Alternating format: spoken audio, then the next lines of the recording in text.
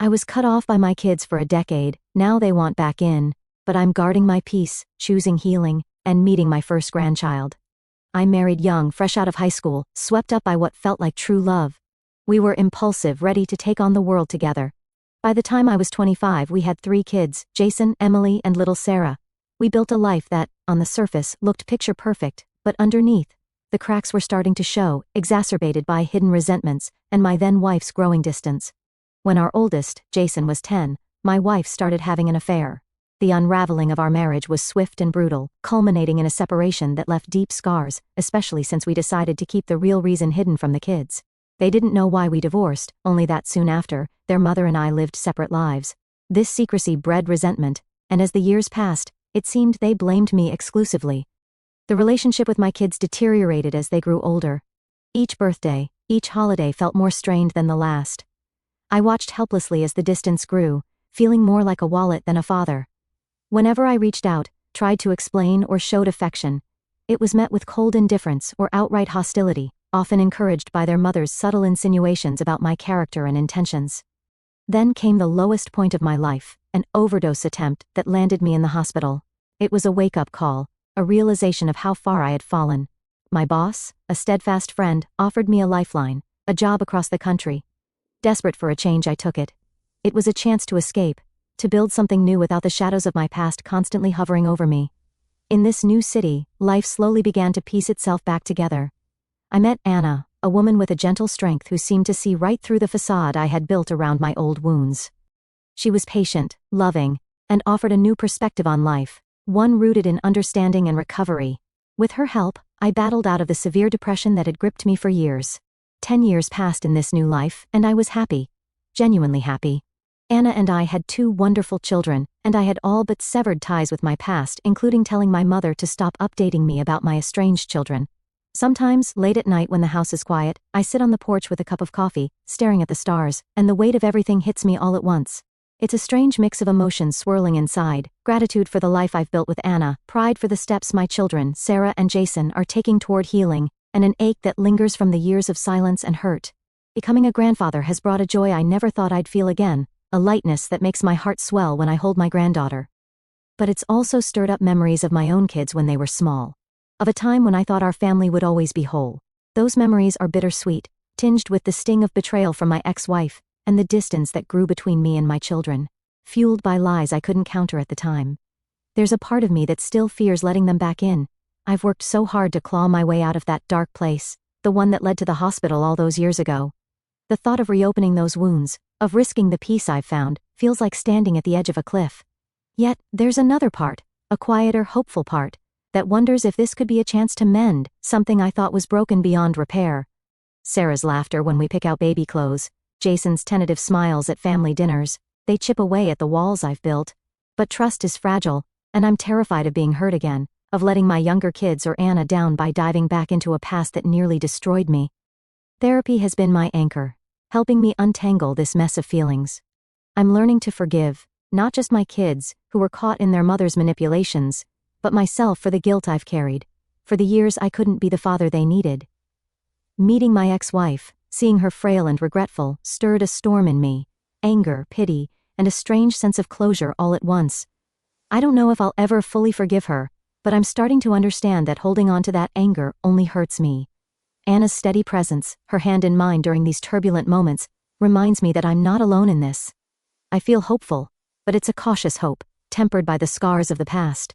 Each step toward reconciliation feels like a leap of faith, but for my granddaughter, for my kids, and for the man I've become, I'm willing to keep taking those steps, one careful moment at a time. However, the facade of this newfound peace was shattered when I received an unexpected invitation to my middle daughter Emily's wedding. The invite, surprisingly forwarded by my mother despite my requests, sent me spiraling. I didn't attend, couldn't face that part of my past. The decision was painful, laden with what-ifs and could-have-beens. It was a stark reminder of the bridges I had burned, and the emotional toll of my decisions. The years continued to roll by, each one distancing me further from my previous life, until one unsuspecting evening, my phone rang.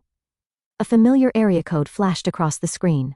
Without thinking, I answered, only to hear a voice softly say, "Dad." Panic seized me, and I blurted out, "Sorry, you must have the wrong number," before hastily hanging up. They tried to call back several times, but I blocked the number, convinced it was Emily or perhaps Sarah trying to reach out. The fear of reopening old wounds, of confronting the past I had worked so hard to move beyond, was overwhelming.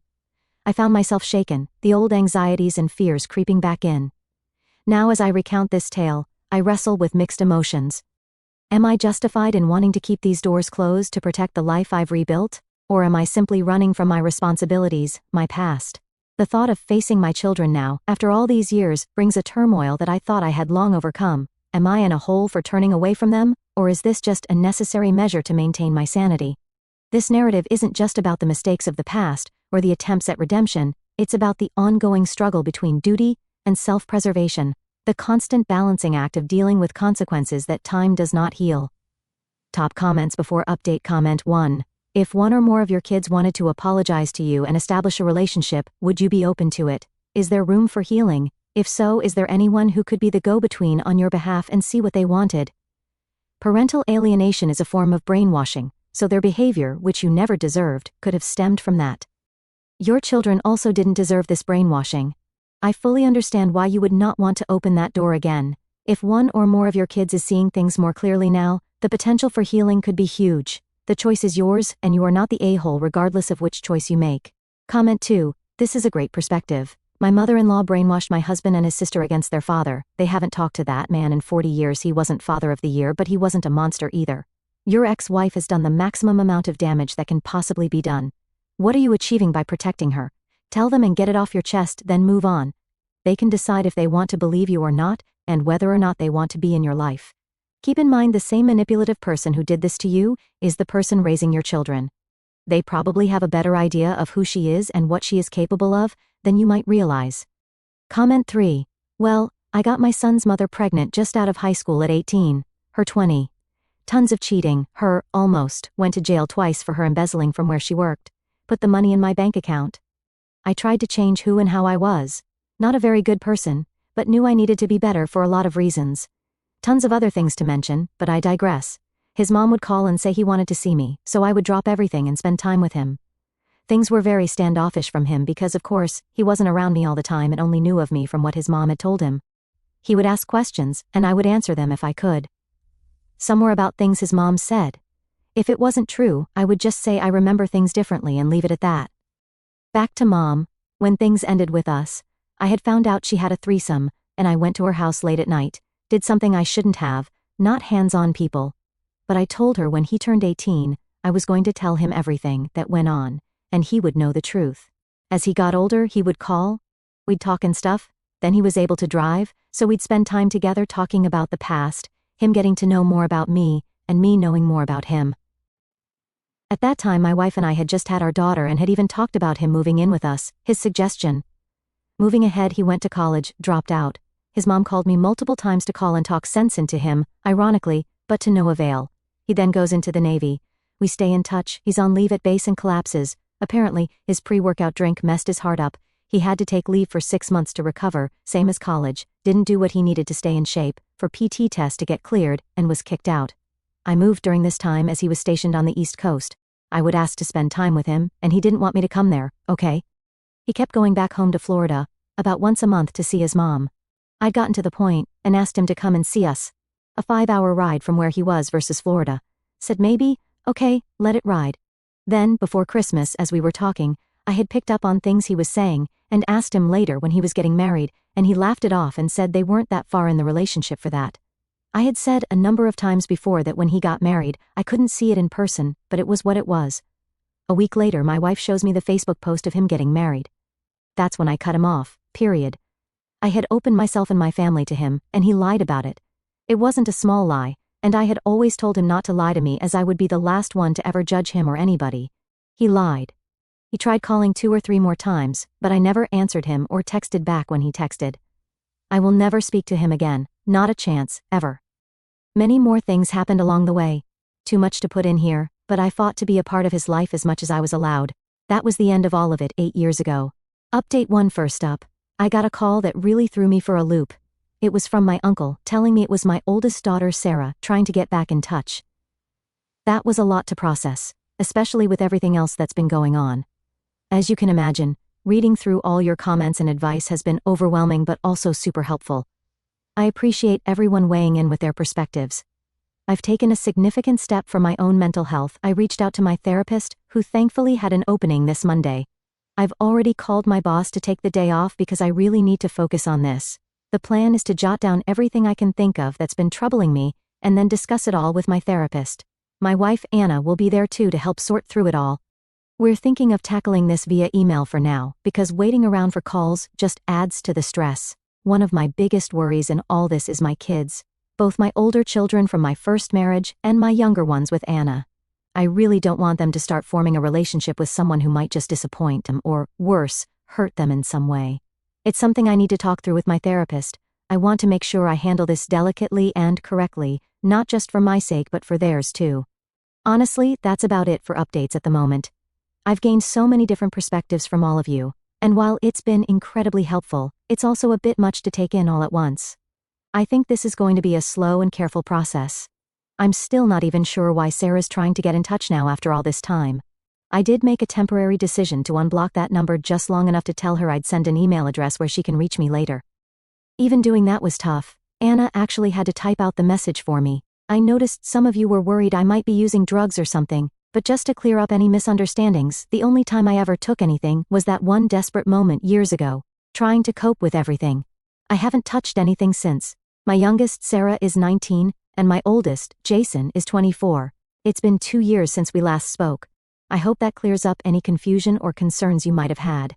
Thanks again for all the support and advice. I'll keep you updated, but like I said, this is going to be a slow process. I need to take things one step at a time, carefully and thoughtfully, to ensure the best outcome for everyone involved, especially my kids.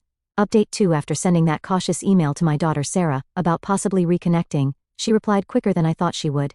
In her email she dropped a huge piece of news: she's expecting a child. Yeah, I'm going to be a grandfather. That part of the news had a strange effect on me. It was like a mix of shock, joy, and a dozen other emotions I can't neatly package into words. She wrote about wanting her child to know their grandfather, to have me in their life in a meaningful way. It was a lot to take in, considering our strained past and the long stretch of silence that had defined our relationship until recently. The thought of being a granddad is exciting but also scary, given how things have been between us. Then there's the situation with my son Jason, which is a whole different kind of heavy. I found out from a rather unexpected source, my brother, who's been somewhat of a mediator in the shadows, that Jason has been battling drug addiction. He's currently in rehab, trying to put his life back together, and he's reaching out because he wants to mend fences. Finding out about his struggles and knowing he's in a place where he wants to heal brought up a lot of emotions, from relief to sorrow to guilt for not being there when maybe I could have helped. Navigating how to support him through this, even from a distance, has been challenging. I've started writing him letters, an old school approach, but it feels right. It gives me time to think about what I want to say without getting overwhelmed by the immediacy of a conversation. Amid all this, another layer of complexity got added to the mix. My ex-wife, the same woman who played a pivotal role in the estrangement from my children, is now seriously ill. She's reached out, wanting to talk, to explain things, maybe to apologize, I'm not sure. It's a lot to process. The woman who caused so much pain in my life is now facing her own profound struggles, and she wants to reconnect, maybe to find some peace for herself. I'm caught between old anger and the natural human feeling of sympathy for someone who's unwell. It's a strange place to be. Part of me wants to have that confrontation, to tell her about all the pain she's caused, to make her understand the depth of it. But then there's another part that questions what good that would do.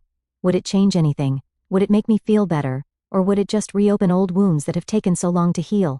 Deciding to meet my daughter Sarah was the first step in this new chapter. We agreed to meet at a quiet cafe, a neutral place where we could talk openly. That meeting was intense. There were tears, raised voices at times, but also moments of genuine connection that I hadn't felt in years. We talked about the past, about her childhood, about the divorce, and how things went so wrong between us. It was clear that there were misunderstandings and hurt feelings on both sides, likely fueled by the parental alienation she experienced. We also talked about her future, about her pregnancy, and what she envisioned for her child. It's clear she wants to do things differently, to break the cycle of estrangement and pain that marked our family for so long. It's a lot of pressure, a lot of responsibility, but also a chance for something new, something better. As for my son, the letter writing has been therapeutic for both of us, I think. He shared some of his journey through recovery, the ups and downs, the setbacks and victories. It's given me insight into his struggles and a new perspective on what he's been through. It's also shown me how much I missed, how much I didn't see, and how maybe things could have been different if we'd managed to keep the lines of communication open. Regarding my ex-wife, I'm still undecided. I haven't responded to her yet. It's a decision I'm wrestling with daily. I find myself asking whether I'm ready to face her, whether I can handle whatever she has to say, whether it's worth the emotional toll it might take. In all of this, the support from Anna, my wife, has been my rock. She's been incredibly supportive, helping me navigate these complex emotions and decisions. We've spent many nights talking it through, weighing the pros and cons, trying to figure out the best path forward, not just for me, but for our family as a whole. The impact of all this on my mental health hasn't been small.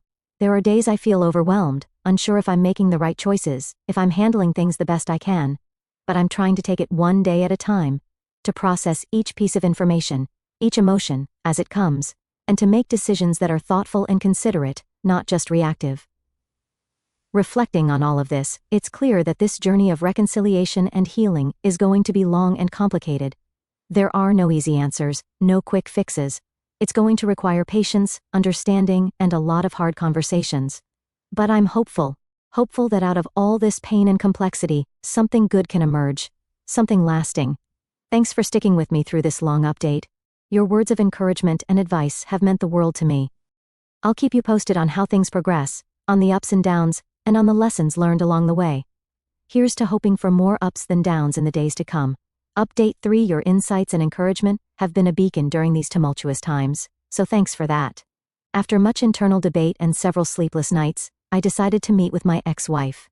It was not a decision I took lightly, considering all the water under the bridge and the storms we've weathered, both separately and together. We met at a quiet cafe, a place neutral enough to not stir too many memories.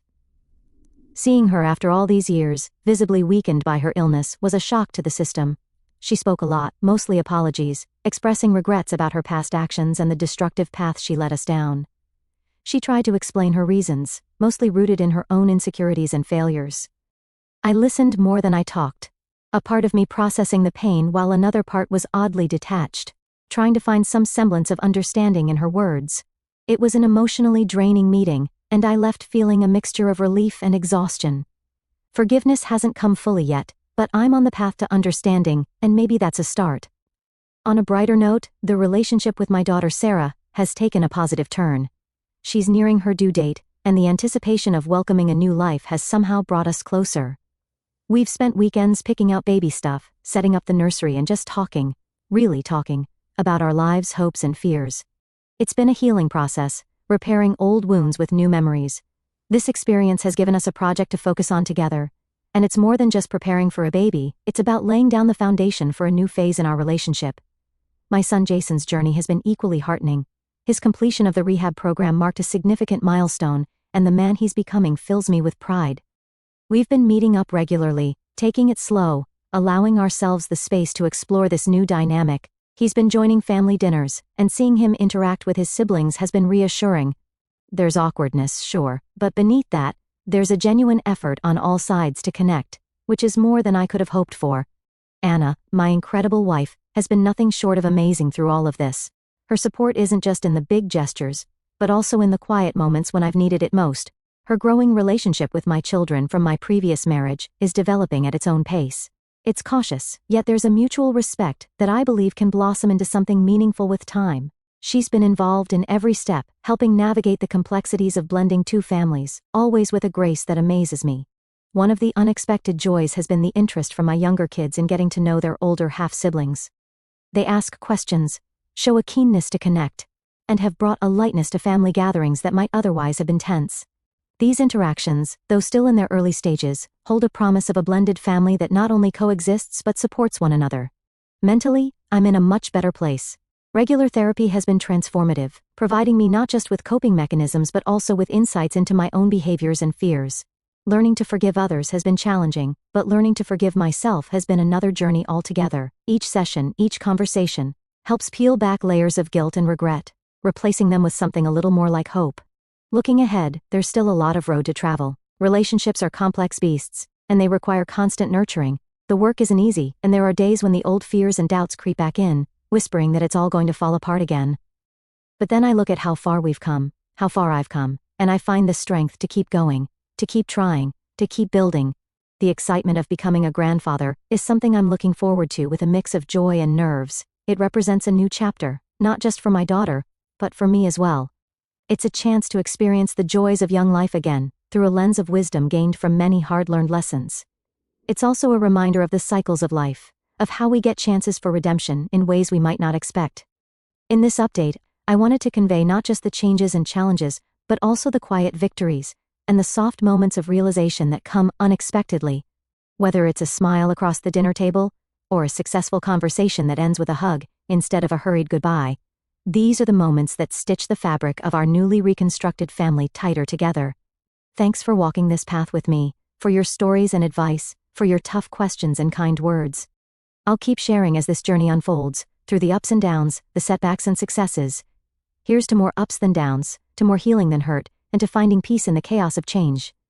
Cheers to what comes next, and may it bring more light than shadows. Last update, first things first, I became a grandfather. My daughter Sarah gave birth to a beautiful baby girl a few weeks ago, and I was there in the hospital, holding her hand through it all. It was an incredibly emotional experience, seeing new life coming into the world and knowing this little one is part of my family. Holding my granddaughter for the first time was a moment of pure joy, mixed with a deep sense of gratitude for the repaired bonds that made this moment possible. Sarah and I have come so far, and though it's been a bumpy road, it feels like we're finally on solid ground. My son Jason is continuing to do well in his sobriety journey. We meet regularly, and our relationship is stronger than ever. He started a new job, and seeing him take these steps toward building a stable life for himself is incredibly rewarding. We talk about everything now, no topic is off limits, which has brought a new level of trust and openness between us. As for my ex-wife, our last conversation was probably our last. We reached a sort of peace, an understanding that while the past can't be changed, it doesn't have to dictate our futures. I've let go of a lot of the anger and bitterness that I held on to for so long, and it's been liberating. This doesn't mean I've forgotten, but rather I've chosen to focus on the present and the future instead.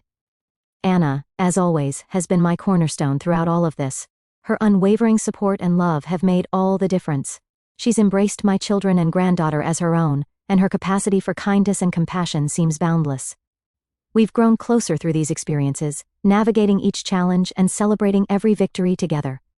The younger kids are thrilled to have a new cousin, and are already proving to be doting siblings. Integrating my family has had its challenges, but these moments of joy and unity remind me why it's been worth all the effort. In terms of personal growth, this journey has taught me more about myself than I ever expected. I've learned that the true value of forgiveness, the strength required to rebuild trust, and the power of letting go of past hurts. Therapy has been a crucial part of this process, giving me the tools to deal with my emotions healthily and constructively.